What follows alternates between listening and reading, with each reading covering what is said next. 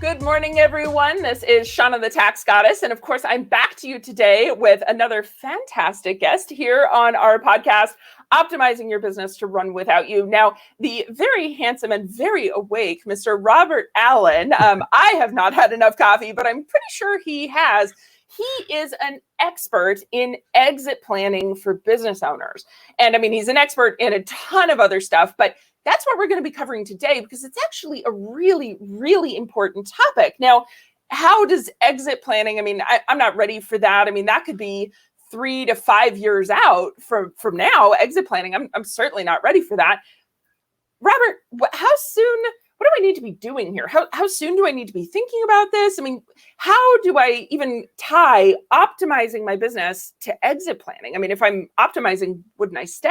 I've got so many questions, Robert. Teach us. Well, thank you. Yeah, thanks for having me on. I really appreciate it. This is an important topic, obviously, knowing where you're going. When we start as business owners, a lot of us start in the sort of technician or craftsman mindset.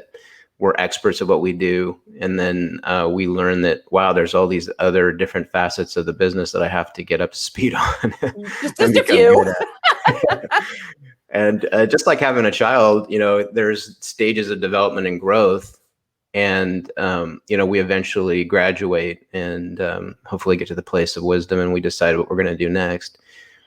Sometimes that comes quicker, sometimes that comes slower. But what I found, my main business is I'm a business broker. So I sell businesses. And so what we found in our tenure doing this is that most businesses are not sellable. When we look at them, and there's a variety of reasons for that. I heard one guy talk about it one time, and it's a great analogy, but we have now, soon, or someday are the buckets in terms of when somebody comes to us. Okay. And when a business owner comes to us and they're really looking to sell now, that's usually when we're running into some problems or some challenges inside the company or the business in terms of their readiness to be sold. It can happen, but it typically results in, you know, yielding less at the time of transaction. I just got to ask, what is the biggest problem that you see? I mean, other than no planning is going to lead to problems, what is the biggest problem that you see when somebody walks up and says, I want to sell tomorrow and I want $3 million for my business? Expectations around the value of the business. Okay. What they have in their mind about what they think the business is worth is a big challenge. And then sort of stepping back from that, the business is owner-centric. So, and a lot of entrepreneurs take pride in that. And rightfully so. They've built something, they've scrapped, you know, together something that's successful and moved down the road and grown. Absolutely. But a buyer is looking at buying future cash flow. And so if the owner is going to be removed from that equation eventually, and there's nothing to support that in the future, then that devalues what they're going to be able to offer the buyers or the seller, excuse me. So I've heard it phrased, basically you've built yourself a really nice cushy job, but not an actual business when you're owner centric. Is that what I'm hearing? Exactly right. Yeah, we look at it like, you know, it's a lifestyle business versus a strategic business. So, and that's what happens in the later stages of a mature business is that the owner hopefully has good advisors around him or her, and that they're saying, you know, we need to start thinking about key personnel, bringing in management to take over certain functions in the company and to get you less and less involved in the day-to-day, more strategic vision type stuff. So, actually being an owner? Yeah, exactly. Okay. Okay. As Michael Gerber says, you know, or said way back when, working on the business as opposed to working in the business. So love it. Yeah. Okay. So that's the people that walk up and say, okay, right now, tomorrow, and you're going, oh, sweetie. Okay, we'll do the best we can. We'll do the best we can. Okay. And then you've got you said soon. Okay. So tell us about soon. Yeah, so soon is somebody who actually has, you know, some insight that they're going to make a transition at some point in the next probably 3 to 5 years. You know, and they're willing to put the time in and do the work, and then build out those systems. And we use tools that we really, when I say we exit plan, what we do is we look at a business. So we do valuation, high level valuation. We have a tool that looks at that and gives us a good range based on fair market value. And then we look at the business operationally inside using a tool that actually looks at the business through 8 different lenses in terms of what a buyer would consider valuable. So, things like I just talked about, wheel and hub, which is how owner-centric is it, cash flow, teeter-totter. So how quickly are you paying your vendors? Are you as profitable as you can be in certain product lines? Just a lot of different ways to value the monetary side of it. And then also other factors like, are you Switzerland factor is another one, like how owner-centric, how supplier-centric, how employee-centric are your dependencies inside the business. One key employee or like one vendor that's giving you 60% of your work, or even one, client, right? I've got one client that's 60% of the income. Okay. Yeah, because sometimes you'll see people come and they'll say, well, we've got this great government contract. And and it represents 60% of their revenue. Ooh. So and so that's tough, because there's what's going to ensure that in the future? Are there certifications associated with that? Are there qualifications that have to happen, like security background clearances? Like, there's so many things to think about when you talk about having all your revenue centralized like that. So, but this tool we use looks at them through these different lenses, and then it gives them an overall score. And then those scores on each of those factors can be driven through addressing certain components under each of those categories. And then we have a tool that, because we're not coaches per se, that's not our main business, but the platform is a nice learning management system that they can go through. And then there's obviously education there, but there's activities and exercises, and then there's some accountability behind it too, because they have to commit to certain outcomes. And then what we're looking to do is drive the multiple by improving these areas of the business over time. And then, it's all monitored over time, and we work with them, and we meet with them a couple times a month, and, work with them to build out these areas. But when the business is ready, down the road, then we're ready to go to take it to market and to list it. And then we can, have a much higher degree of success in terms of finding the right buyer. I was going to say, you said we're not coaches, but meeting with somebody twice a month to make sure they're staying on track. You sure you're not a coach? Is that like a program that a business owner would? So let's say I'm like, okay, I'm listening. We're one of our listeners today. And, I think it's time. I think it's coming. It's not today. I'm not the soon bucket, or not right now bucket, right? But soon, sounds good, right? So is this a program that you guys offer? You said a learning management system. So is it like an e-course? How does somebody? Yeah. So what it is it's, I'm not sure if your listeners are familiar with John Warlow, but he wrote a couple great books, Automatic Customer and Built to Sell. So it's the value builder system. It's the value builder score, which looks at the company through those lenses. And then those are each broken out into modules. There's 12 modules, and each of those modules kind of deconstruct and reconstruct that part of the business, or look at how to optimize it. So, and there's some great exercises in there. We just updated one area, for example, in the wheel and hubs area, where we're talking about owner centricity. That is now called the Rainmaker's Dilemma. And it's a good opportunity for an owner to sort of go through a set of exercises to figure out how they could, more and more redistribute the responsibilities of the business to the key personnel. So that's just one example, but there's a lot of different stuff like that. There's good goal setting up front, and there's even some reporting on a quarterly basis if the owner wants. You can be as involved, or as in depth with it as you want to be. But most people have good coaches, and they have good advisors around them. And that's why I say we're not really a coach. We just want to provide the framework and some tools for them to interact with their advisors to move the company more and more towards the direction of being a very sellable entity. Okay. And for any of you that didn't hear, he also mentioned the name of 2 books. So if your readers, maybe grab the 2 books and call Robert's office if that's where you're headed for the soon. And so then you said the later was kind of the third category there. So if soon is 3 to 5 years, later, tell us about that.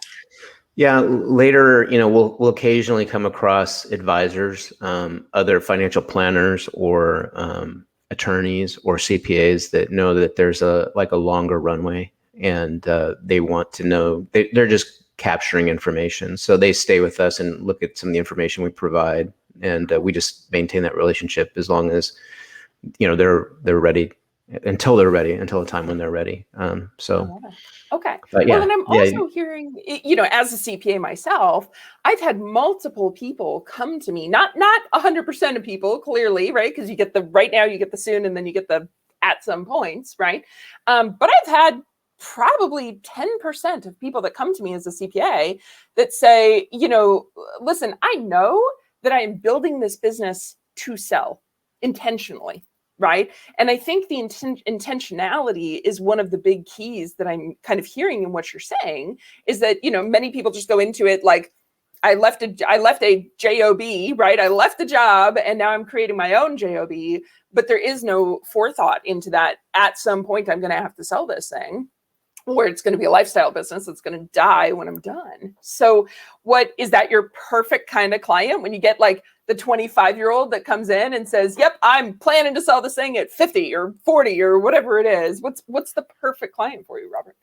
Yeah, I mean, most of our clients are probably over 50. Not to say that the younger folks wouldn't want to come and do that and be more strategic, but I think it's an evolution for a lot of folks. It's an evolution of how they are in the business and how they think about where the business is going. Like a lot of entrepreneurs, I find one of the things we talk about is risk on, risk off is an analogy we're using, which is a Wall Street term. But you start with most of your assets are outside the business. The business is really not worth much, and then over time you build up momentum and you start moving more and more of your assets into the business. And then there's a point where the statistics basically point out that 80% of your net worth is in the business.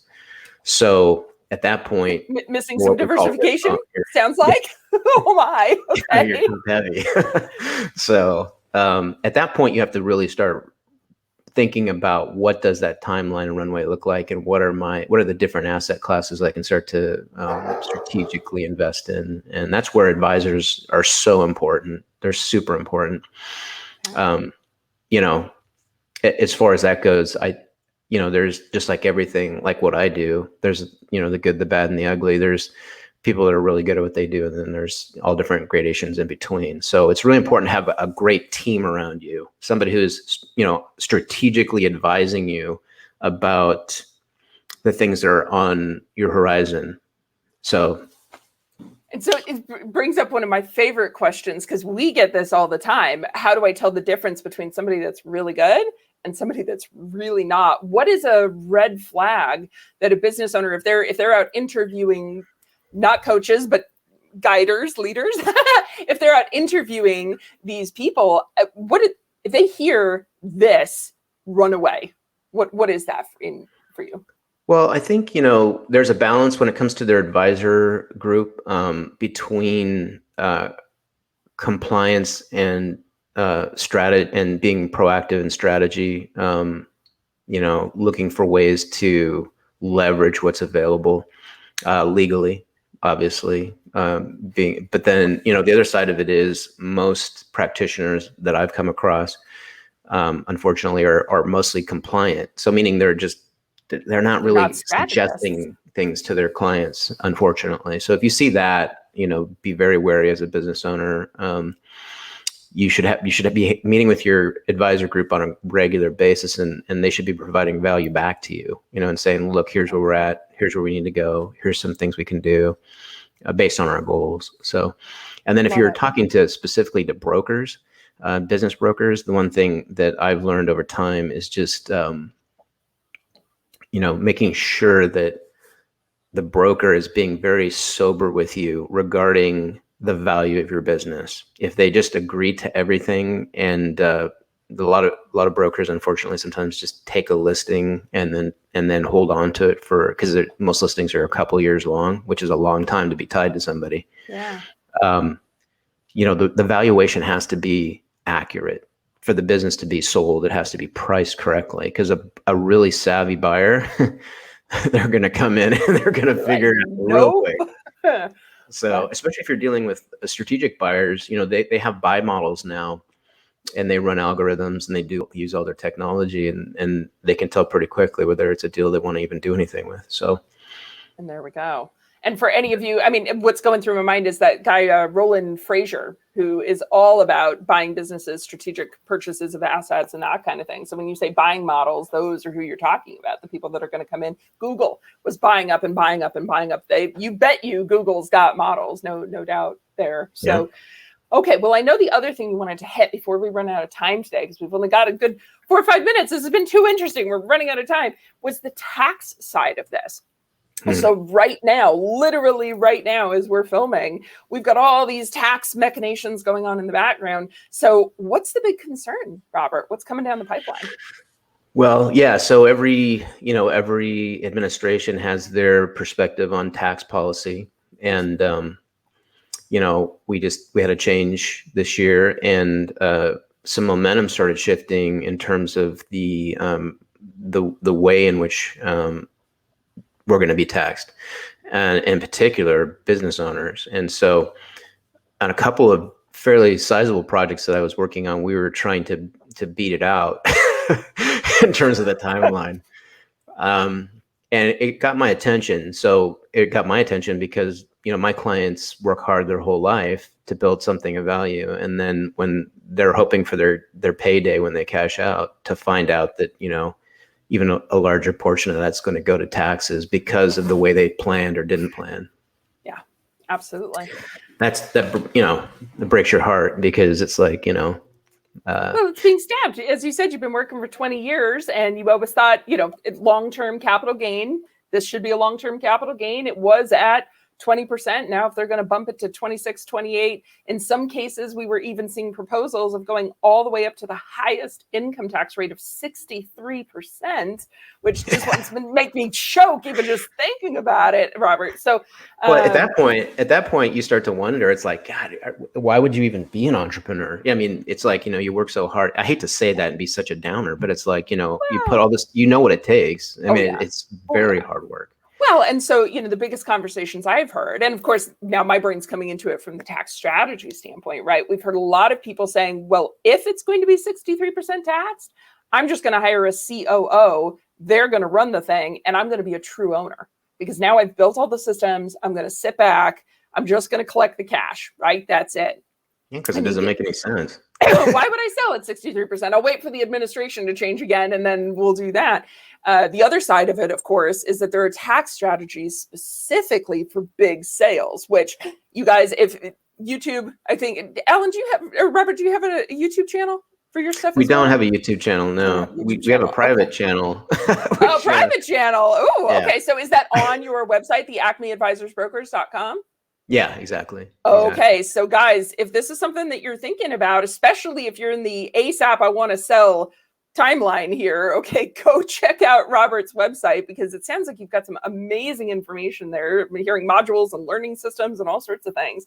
And of course, from the tax goddess side, if you're looking at selling, go check out our YouTube channel, because we give tons of advice on this stuff. Obviously, every case is different. And Robert, that's really what you're speaking to, is that you're going to have a business where the owner's the center, or you're going to have a business where the owner has a team. Just that one change is going to make a massive difference in the value and the cost and in everything else that an owner is going to get if they're attempting to get out. So absolutely. Fantastic. Okay, so Robert, one last piece of advice for our fabulous listeners today. If you could tell a business owner only one thing, what would it be for them to do right now to start today? Yeah, just get really clear on what your goal is for your exit in terms of the outcome. And one thing I'll just mention, we have all these tools, but we're going to have to probably do another one of these, Robert, for all the tools. That's a whole nother thing. I love it. we do have another tool, which we just launched, which was awesome. And by the way, you and I met because we did the Tax Plan Summit. And that was a sort of just-in-time pop-up summit to sort of address this. I wanted to get some information out ahead of this so that people had the right information. We were blessed. We had some people come at the last minute that were, some pretty solid subject matter experts, including the Tax Foundation, which is a nonprofit out of DC, and they write a lot of the analysis about this stuff that goes into the policy making. But this tool that we created, I didn't create it, but John Warlow's group did, is called the Freedom Calculator. And so if you're unclear on where you're going, it's basically a P&L on your retirement. It's also a balance sheet on your personal net worth, and then you take the two and you can kind of correlate like where you need to go, what the gap is.